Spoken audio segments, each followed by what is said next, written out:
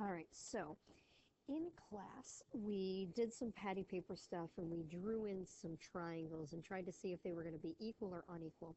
And what we established in class is that angle, side, angle is enough to prove that two triangles are congruent.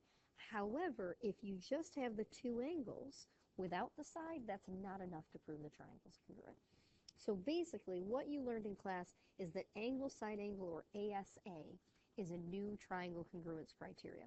So if I have these two triangles here, ABC and then A prime, B prime, C prime, and we were told that the measure of angle CAB is congruent to C prime, A prime, B prime, AB and AB, and CBA, and CBA here.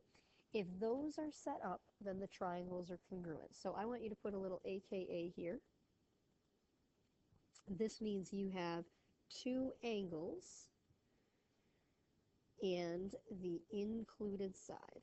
Two angles and the included side. Ignore that blue box, it just shows up. I can't stop it. It's a weird driver thing. So if you have two angles in the included side of one triangle, and they're congruent to two angles in the included side of another, then the triangles are congruent, okay? So what I want you to notice is that the side is between or included the angles, and it has to be to use angle, side, angle, okay? All right, so what does that mean for where we are right now? Well, what we've already established is that side angle side makes two triangles congruent. Now we're saying if instead of two sides in the included angle, you have two angles in the included side. So how's that going to look in a proof? Well, let's see. Here's a pair of triangles that kind of look like a bow tie. I'm given that M is the midpoint of HP, and I'm given that H is congruent to P. They want me to prove that these two triangles are congruent. Okay. So when we do a triangle proof, our first step is always to mark up our diagram. And then our second step is to start our proof off with our givens.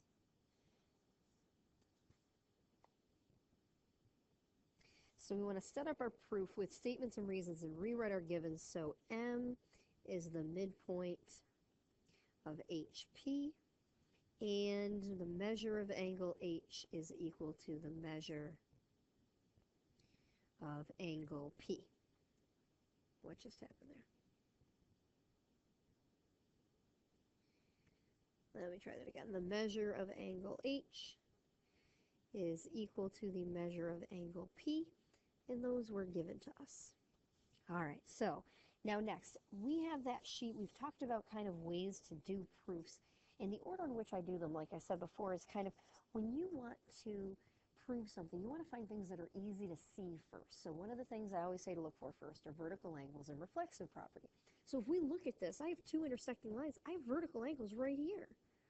So my next step is going to say angle HMG is congruent to angle RNP because vertical angles are congruent. So if vertical angles are congruent, that gives us one of our steps. There we go. That gives us one of our steps right there. And sometimes my students will ask me, well, does it matter if I say equals or congruent? It does not matter. I usually lean toward congruent, but you can say equals as well, as long as you put the M in front, and then you said equals over here. You just have to be consistent. All right, so I found vertical angles are the reflexives. Does anybody butt up to anybody else? No, unfortunately. And then the next thing I always say to look for is look for words or symbols in your given that are helpful. I have the word midpoint. Well, a midpoint cuts stuff in half. So if M is the midpoint of HP, then HM and MP are equal or congruent, depending on what you want to say. Doesn't matter to me. HM is congruent to MP because a midpoint splits a segment into two congruent parts. then I would look at my diagram and say, hey, look, I've got three things labeled. I've got an angle, a side, and an angle. That's ASA, which means I'm done. And I can say triangle GHM is congruent to triangle RPM because of angle, side, angle. All right, let's do another proof. So we turn the page. I look at this proof right here. I'm given that AD equals AE, and I'm given that CD is perpendicular to AB, and that AC is perpendicular to BE, and they want me to prove that triangle ABE, which is this guy right here, is congruent to triangle ACD, which is this guy over here. Now, it's completely up to you. Some people like to do this, some people don't. But one option that you can do when you have these overlapping triangles is you can redraw them and say, okay, that's what's marked on triangle AEB, and this is triangle ADC, and on here, this is marked and that's marked. So let me write out my proof here. I've got statements, and I've got reasons, and this comes down like that, and my first statement is going to be my givens. AD equals AE, CD is perpendicular to AB, BE is perpendicular to AC, and that was given to us. All right, and then for number 2 here, I want to look for reflexive property or vertical angles. I see vertical angles in this diagram, but they're really not part of what triangles I'm looking at, so I'm not going to use those. There's a reflexive property, but it's hidden here. It's actually a reflexive angle, because if we look at these two triangles, see how they overlap right at the top when they overlap at angle A? I can say that angle A is congruent to itself by the reflexive property. And that's what a reflexive angle looks like when you have an overlapping tip of a triangle, basically. All right, so that means this angle is congruent to that angle. And when I look at my diagrams, it kind of looks like I have ASA already. But unfortunately, I do not. One of the things you need to know is that when you deal with perpendiculars, even though on the diagram you've written this right angle, you haven't actually written down that the angles are congruent yet. The annoying part about perpendicularity is it actually takes 2 steps to show that right angles are congruent. It's just a thing, get over it. I know it's annoying, but you always have to do 2 steps to prove that perpendicular lines form congruent right angles. So here are the 2 steps. I'm going to make them a different color. The first step is to say, well, if these guys are perpendicular and those guys are perpendicular, then these angles are right angles. So I'm going to say angle AEB and angle ADC are right angles, and that's going to say because perpendicular lines form right angles. Okay, perpendicular lines form right angles. Then you can say angle AEB is congruent to angle ADC, and the reason there is going to be all right angles are congruent. Takes 2 steps. It's the same 2 steps every time. Step 1, identify the right angles. Step 2, state that they're congruent. Now I have enough to do ASA, so I can come back here and say for step 5, triangle ABE is congruent to triangle ACD, and my reason is going to be angle, side, angle, congruence. I think on the last one I forgot to write congruence. Did I? I did. Angle, side, angle, congruence. Okay? So there's 2 triangle proofs. Let's do some more. Now, we've learned SAS. We've learned ASA, pardon me. There's another one, SSS. If 2 sides of one triangle are congruent to 2 sides of another, pardon me, 3 sides of one triangle are congruent to 3 sides of another, if 3 sides of one triangle are congruent to 3 sides of another, the triangles have to be equal. Okay? So in triangles, 3 congruent sides of one equaling 3 congruent sides of another, You have to have congruent triangles. It becomes fixed. It doesn't move. They're the same. Long story short, that means if you do a triangle proof now, if you don't have any angles at all, it's still okay as long as you have all three sides. So let's do some proofs. I have statements, and I have reasons, and I'm going to start with my givens.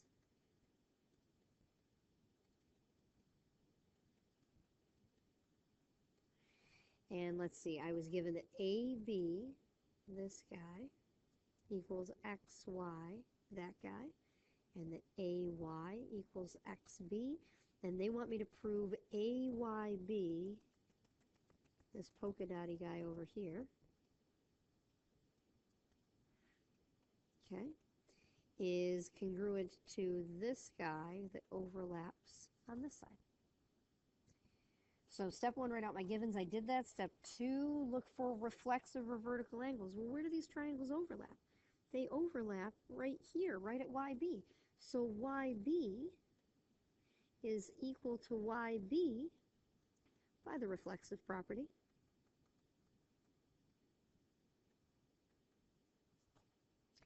And then beyond that, I can say, well, wait a minute. If I have that, I've got the other side, I've got this third side. I have side, side, side already. So triangle AYB is congruent to XBY by side, side, side congruence. Okay? Last but not least, we got one more proof to go. Statements, reasons. I'm going to copy down my givens. Z is the midpoint of WY, and WX equals 2 times WZ, and YX is equal to 2 times ZY. Those are given to me. All right, so let's see, what am I dealing with here? It's telling me that Z is the midpoint of WY, so I'm going to put a big dot here, and that WX is twice WZ, okay, fine, and this is twice that, okay, fine, and they want me to prove the triangle on the left and the triangle on the right are congruent. All right, well, I don't have any congruencies yet, so I better come find some. Step one, look at your triangles, look for reflexive. Ooh, I see it. It's at XZ. XZ equals itself by the reflexive property.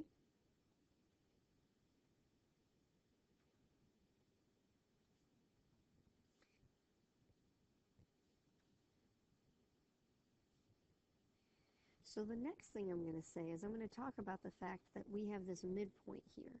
And this midpoint Z means that WZ and ZY have the same length. So WZ equals ZY, and that's because midpoints create two equal length segments.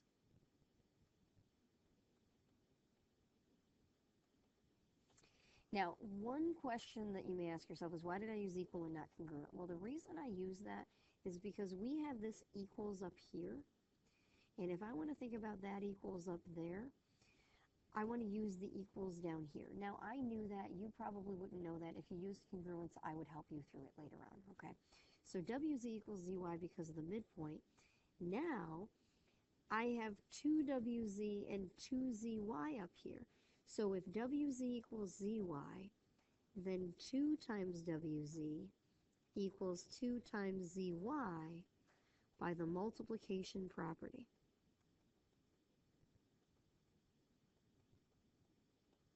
And you may say to yourself, well, how did you know how to multiply by 2? How did you know that you needed to multiply by 2? Well, I knew I needed to multiply by 2 because it shows up here. So I want to say, well, I have the WZ and the ZY. These givens use it with a 2, so I'm going to double it so that I can use it some more. Okay, that's a challenging thing to think of, but I'm getting you there. So those are going to need to be equal, which then means if WX equals 2ZY and YX equals 2, I said that backwards, if WX equals 2WZ, pardon me, and YX equals 2ZY, then I can say WX equals YX by substitution.